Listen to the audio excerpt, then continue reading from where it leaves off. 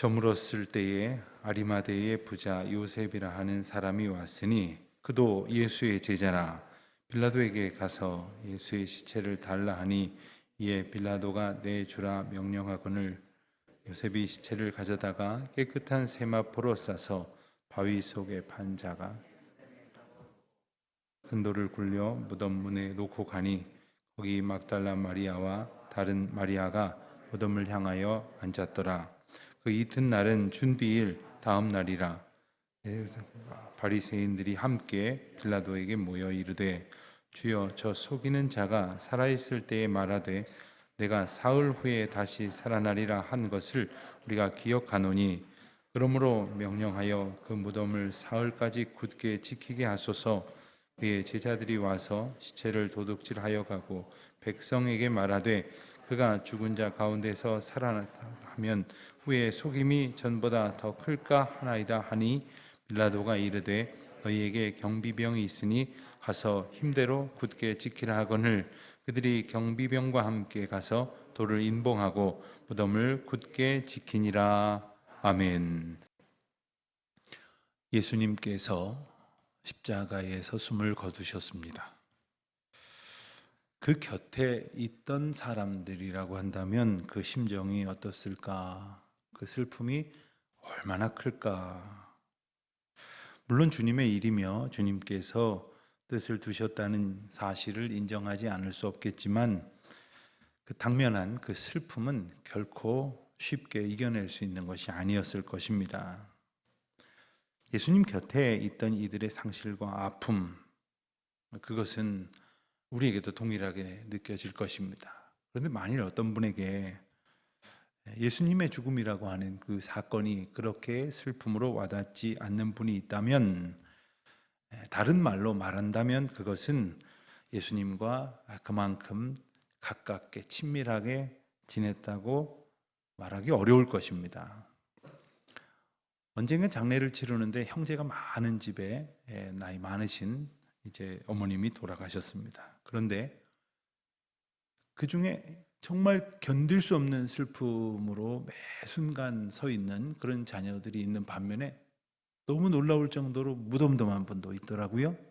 무슨 사연이 있나 보았더니 곁에서 부모님을 차례로 보내드릴 때까지 곁에서 아주 다정하게 이렇게 섬겼던 자녀가 있는 반면에 외국 나가 사느라고 30년 동안 3번 뵀대요. 30년 동안. 그분은 좀 죄송한 얘기지만 남의 일에 와 있더라고요. 자, 부모라 할지라도 친밀한 관계가 아니라면 얼마든지 그럴 수도 있을 것입니다. 하물며 내가 예수님 곁에 살아간다고 한다면 어찌 그 슬픔이 쉽게 우리가 이겨낼 수 있다 말할 수 있는 것이겠습니까? 물론 이유 없는 무조건적인 슬픔을 가져야 한다는 것은 아닙니다. 하지만 예수님이 더 이상 곁에 계시지 않는다고 하는 그 마음의 상처는 부인할 수 없는 그들의 심정이었을 것입니다.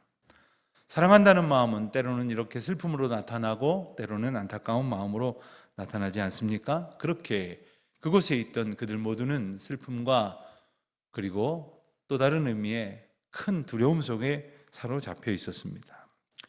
그런데 그런 가운데에 아리마대에서 온 요셉이라고 하는 사람이 빌라도에게 예수님의 시체를 달라고 요구합니다.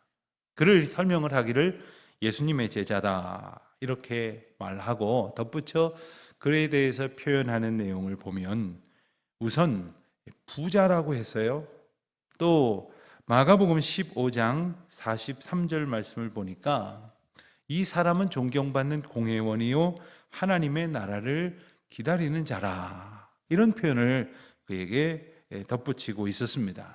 참으로 참된 온전한 신앙을 가진 사람이라 하는 뜻을 가졌다는 거죠. 그런데 그런 그가 예수님의 시체를 요구했습니다. 자, 한번 생각을 해보십시오. 그 예루살렘 공의회의 공회원인데 사실 예루살렘 공회가 예수님을 십자가에 못 박는 것을 결정하고 그리고 그것에 앞장섰다고 말하는 것이 과언이 아니지 않습니까? 그런데 그 공회원 중에 한 사람인 그가 예수님의 시체를 달라고 장례를 치르겠다고 하는 것은 자기가 속한 조직, 그 예루살렘 공회의 반기를 드는 것과 같은 것이고, 그들의 공격을 받을 만한 일이 될 수도 있다는 짐작을 충분히 했을 것입니다. 사실 그때 당시에도 보면 이 아리마대 사람 요셉 같은 이들이 많았던 것 같아요. 요한복음 12장 42절을 보면 이렇게 설명하고 있습니다.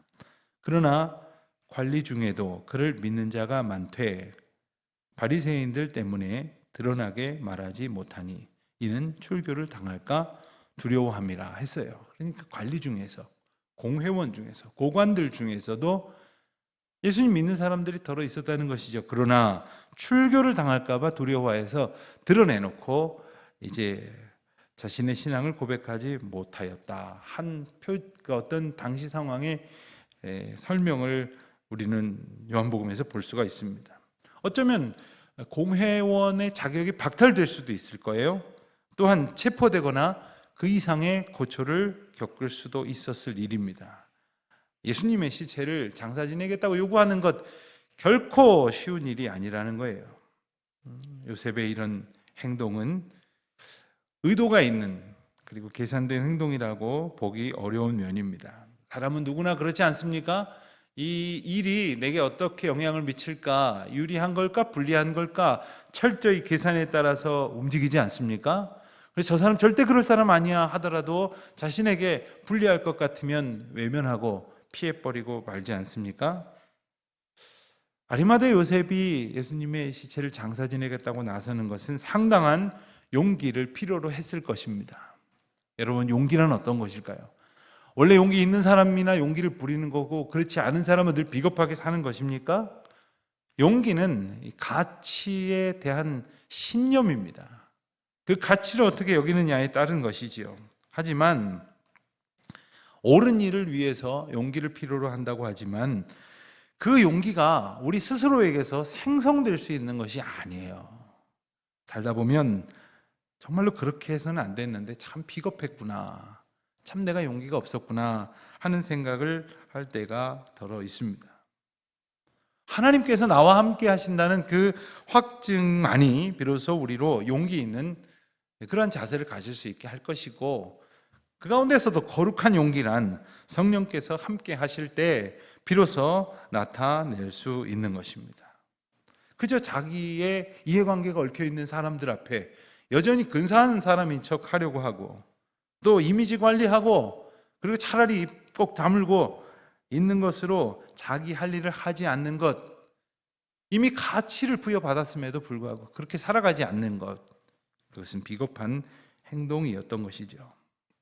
어떤 사람은 예수님이 부활하실 것을 확실하게 알았기 때문에 이 아리마대 사람 요셉이 용기 있게 그런 행동을 했다고 주장을 하기도 합니다만, 생각을 해보십시오. 만일 예수님이 확실하게 부활하실 것이라고 하는 믿음이 있었다면 그가 뭐하러 돌 무덤에 예수님의 시신을 장사 지냈겠습니까? 차라리 모시고 자기 집 안방에 조금만 계시면 이제 곧 부활하실 거죠? 이러고 모셔다 두지 않았겠습니까?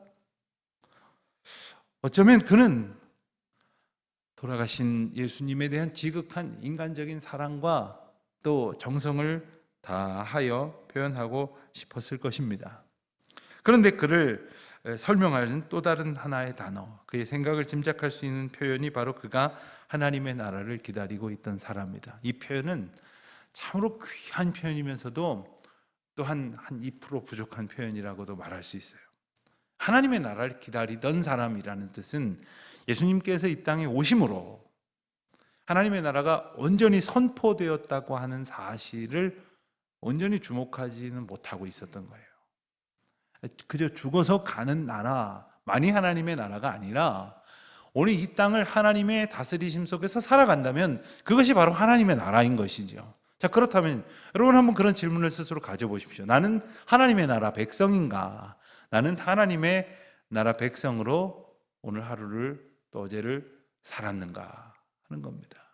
예수 그리스도가 나와 함께 하시고 그분은 지금 돌아가셔서 모든 것이 다 끝장난 상태가 아니라 지금도 살아계셔서 나와 함께 하심으로 나에게 하나님의 뜻을 이루게 하시는 그분이시기 때문에 진정한 하나님의 나라를 나는 살아가고 있다고 확신할 수 있을 것입니다.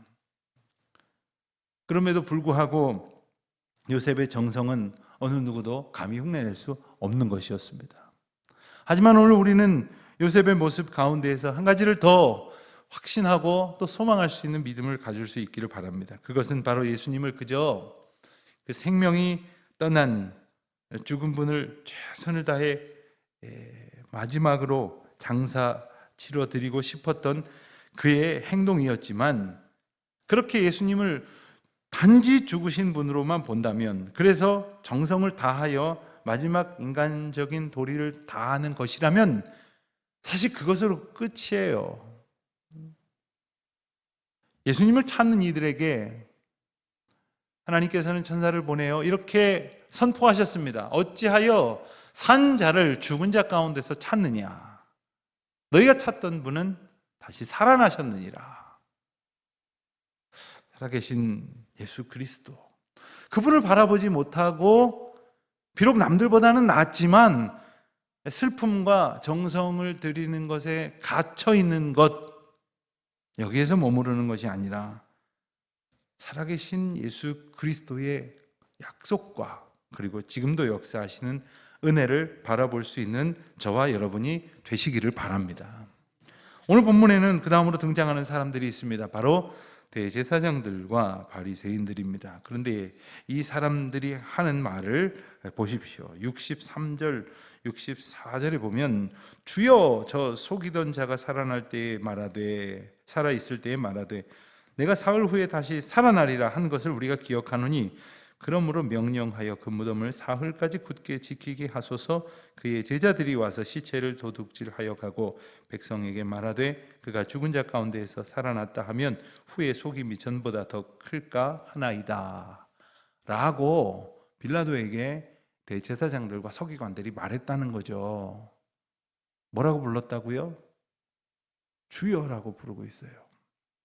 당시 최고의 종교 지도자들이요, 그들 백성들의 영적인 리더라고 한 이들이 주여라고 고백한 이는 바로 살아계신 하나님이 아니라 권력자인 빌라도였어요. 그들이 가지고 있는 주 하나님은 권력이었어요. 그들의 모습을 보고 있는 거죠. 예수님께서 십자가에 달리신 일을, 그리고 그 일에 대하는 그들의 자세는 바로 자기들이 가지고 있는 권력, 한 줌도 안 되는 그 기득권을 어찌하든지 가져보겠노라고 하는 그 얄팍한 생각뿐이었습니다. 그래서 군사들로 하여금 사흘까지 무덤을 굳게 지키도록 명령 내려달라고 부탁을 하는 거죠. 그들은 그런 생각을 하고 있었던 겁니다. 예수님이 정말 살아나시면, 혹 오늘 말씀의 표현대로 제자들이 예수님의 시체를 훔쳐다가 그가 다시 살아나셨다고 주장하면 더 큰 혼란이 있을 것이라고 생각했다는 것이지요. 그러나 정말 궁금합니다. 그들은 정말로 무슨 생각을 하고 있었을까? 누구보다도 그들은 사흘 만에 다시 살아나리라 하셨던 예수님의 약속을 잘 알고 있었어요. 그리고 이미 예수님께서도 여러 차례에 걸쳐서 말씀하셨지만 구약의 말씀을 통해서 이 말씀이 하나님의 주권과 선포로 예고되어 있다고 하는 사실도 잘 알고 있었어요. 어쩌면 이런 일이 있을 것이라는 막연한 두려움이나 정말 제자들이 자기들이 말한 대로 예수님의 시체를 훔쳐갈 일이 있을 것이라고 하는 염려가 아니라 다시 살아나실 예수님에 대해서 생각하지 못했을 리가 없다는 거죠. 그러나 그럼에도 불구하고 돌이키지 않습니다. 인간의 안타까운 죄는 스스로의 죄를 보지 못하는 거예요. 그러나 더 안타까운 것은 그 죄를 알고도 돌이키지 않는 거예요. 어디 그들 뿐이겠습니까? 오늘 우리 자신은 어떻겠습니까? 돌이키지 않은 채 그저 예수님의 십자가 고난 앞에서 그저 죄송하고 너무너무 미안하고 안쓰럽고, 그리고 그렇게 숨을 거두신 예수님 앞에 슬픈 마음에 갇혀 사는 것이 아니라, 그렇게 예수님을 단지 죽은 자로 치부하는 것이 아니라 살아나셔서 부활하셔서 지금도 우리 가운데 역사하시는 하나님이시라는 사실을 우리가 믿을 때에 우리는 슬픔 가운데 갇혀 있는 것이 아니요 염려와 근심 속에서 아파하고 마는 것이 아니라는 것입니다. 고난주간의 마지막 날인 오늘은 예수 그리스도께서 십자가에 달려 돌아가신 슬픔 속에 보내는 첫날이기도 하지만 그 비통함 속에서 맞게 되는 마지막 날입니다. 바로 내일은 그 주님이 말씀하시던 대로, 그리고 하나님이 우리에게 약속하셨던 대로 다시 살아나신 부활의 아침이기 때문에 그렇습니다. 얼마나 다행입니까? 우리는 이것을 이미 알고 있으니 말이죠. 그리고 이 부활의 감격 속에서 지난날 연약한 믿음을 지켜올 수 있었으니 말입니까?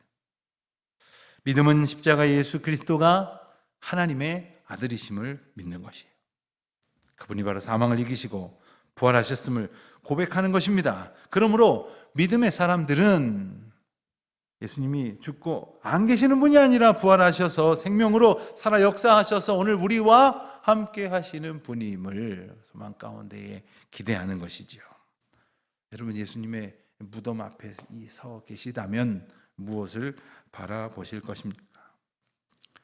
혹 여러분의 각자가 겪고 있는 이런저런 죽음에 대한 기억 앞에서 무슨 생각으로 서 계실 것입니까? 부활의 주님, 그리고 지금도 그 부활하신 주님이 일하시는 하나님의 역사를 소망 가운데에 바라보며 그 믿음의 길 가운데로 걸어가며 이제는 부활신앙으로 살아가는 저와 여러분이 되시기를 우리 주님의 이름으로 축원합니다.